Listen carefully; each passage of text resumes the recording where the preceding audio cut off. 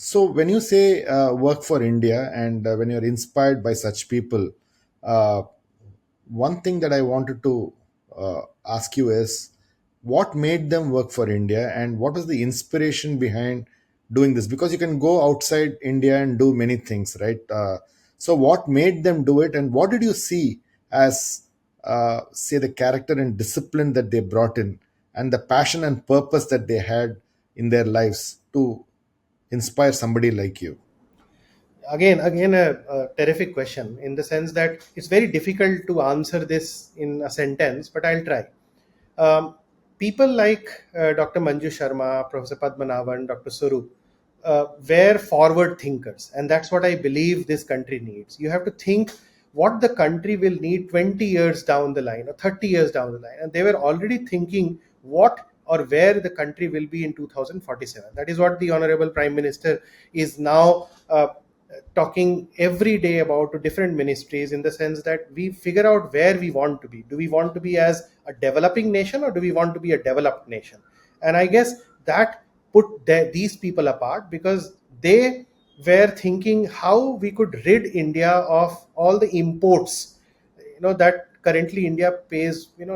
At this moment we pay about 90,000 crores to import medical devices. It was more than a lakh crore, and it was more than 90% of all medical devices when I started my career. It has come down. Maybe in the next 20 years, because of the progressive thinking of these people, it can come down significant amount. What put these people apart was their willingness to train younger faculty and younger people in the nation.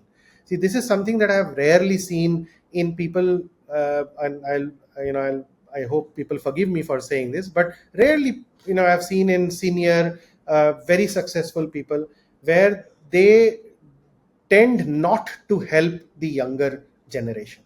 And I have seen that being opposite in these people. And of course, there was Professor Bhan, who was the secretary of DBT when I joined the country. Many people, at those times, who have made significant impact in this country. And very recently, Professor Ashutosh Sharma, who just got the Padma Shri.